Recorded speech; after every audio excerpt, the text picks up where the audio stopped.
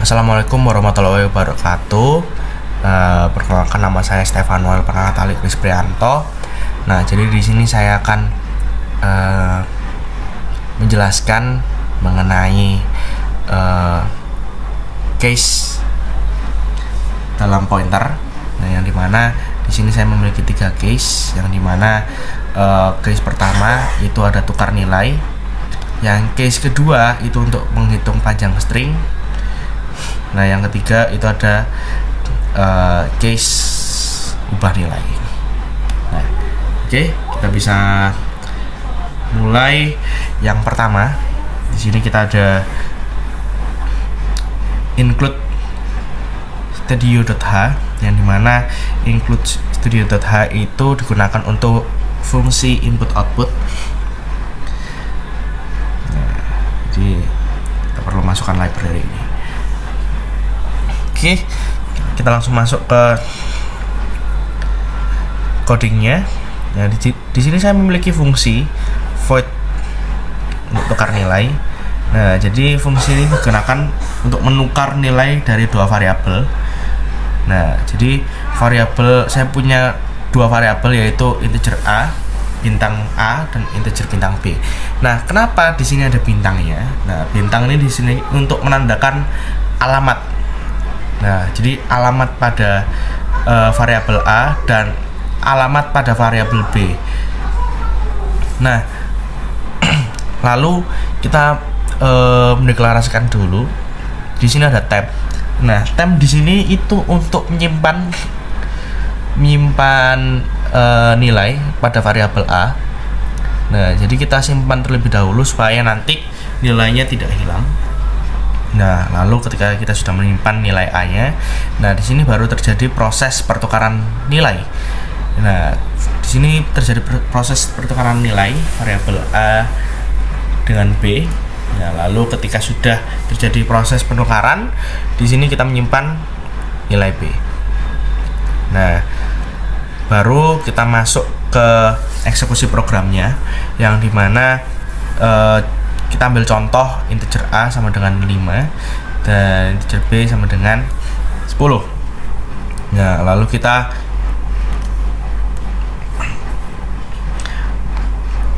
tampilkan nanti outputnya, nilai sebelum ditukar. Nah, nilai sebelum ditukar itu nanti akan tertera A sama dengan 5, B sama dengan 10. Nah, lalu di sini kita masukkan fungsinya. Fungsi ini kita tukar. Nah, lalu setelah ditukar nanti akan print dengan setelah ditukarnya. Nah, kita bisa run.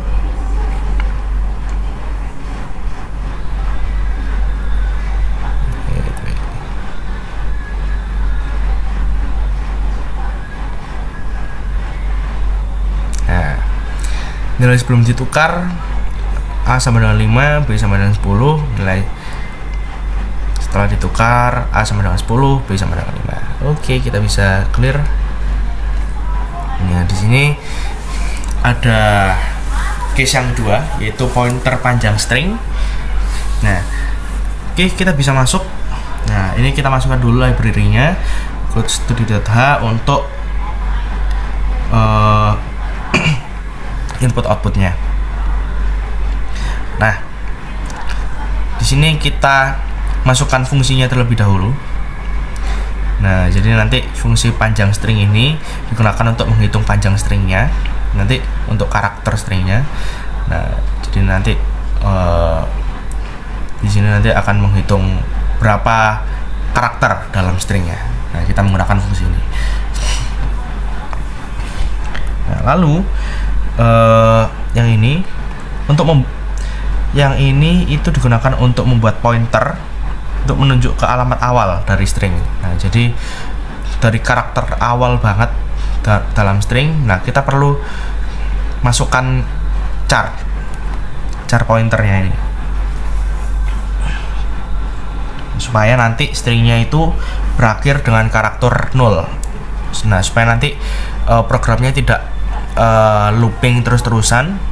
Jadi nanti perlu adanya ini char pointer sama dengan string. Nah, lalu baru kita menginisialisasikan panjangnya ini supaya digunakan untuk menghitung jumlah karakternya. Baru kita masuk ke while. Nah, pointer tanda seru sama dengan 0. Nah, ini digunakan untuk supaya terjadinya looping.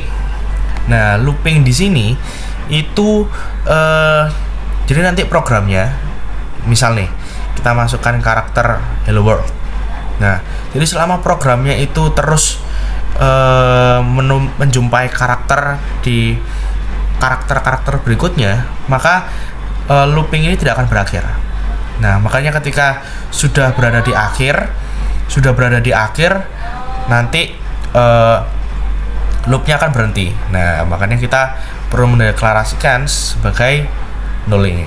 Nah, makanya jika pointer ini sudah menandakan null, maka akan berhenti. Oke.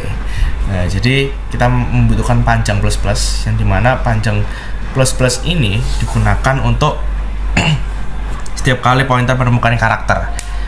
Nah, jadi kalau misalnya karakternya ini masih ditemukan dalam programnya, maka karakter akan terus berjalan. Nah, tapi ketika menjumpai null, maka berhenti. Nah, jadi pointer plus ini juga digunakan untuk menggeser ke karakter berikutnya. Oke, lalu kita return untuk mengembalikan nilai panjangnya ini dalam karakter string. Nah, kita baru masuk ke eksekusi programnya. Nah, di sini kita akan mendeklarasikan karakter hello world ini. Nah, seperti yang saya jelaskan tadi, kita masukkan char-nya, char stringnya hello world. Baru kita menginisiasikan panjangnya dengan panjang string ini. Ini seperti tadi yang saya jelaskan, yaitu untuk menghitung berapa banyak jumlah karakter dalam stringnya itu. Baru ketika semuanya sudah dihitung jumlah karakternya, baru kita print f panjang string. Nah, coba kita run. Nah, di sini kita tera panjang string 13. Oke, kita bisa lanjut. Nah, di sini saya punya pointer ubah nilai. Nah, jadi nanti pointer yang ada di sini akan diubah nilainya. Oke, kita bisa masuk dulu. Seperti biasa, kita memakai library include studio.h untuk input outputnya nanti. Nah, jadi kita punya fungsinya terlebih dahulu, yaitu kita masukkan dulu fungsi ubah nilai. Nah, jadi integer pointer itu untuk menunjuk ke sebuah alamat memori. Nah, jadi kita masukkan variabel x nanti. Nah, untuk outputnya kita perlu printf dulu. Nah, jadi nanti kita terterakan lebih dahulu nilai di dalam fungsinya yang sebelum diubah. Nah, terus baru kita masukkan pointernya sama dengan 20. Nah, jadi nanti printf nilai di dalam fungsi setelah diubah nanti ada. Nah, baru kita masuk ke eksekusi programnya. Nah, jadi yang seperti tadi saya jelaskan, kita menginisiasikan dalam variabel x yang dimana x itu sama dengan 10. Nah, lalu kita printf nilai sebelum diubah. Nah, jadi kita menampilkan nilai dari fungsi sebelumnya ini, dari fungsi ubah nilai tadi. Nah, jadi kita langsung masukkan fungsi ubah nilai. Nah, nanti akan ngeprint printf nilai setelah diubah. Nah, nanti akan mengubah nilai yang ini. Coba ya, kita clear terlebih dahulu ini tadi. Kita run. Nah, jadi Jadi ini. Nah, saya jelaskan kembali. Nah, di sini fungsi ubah nilai yaitu supaya nanti nilainya itu akan berubah menjadi 20.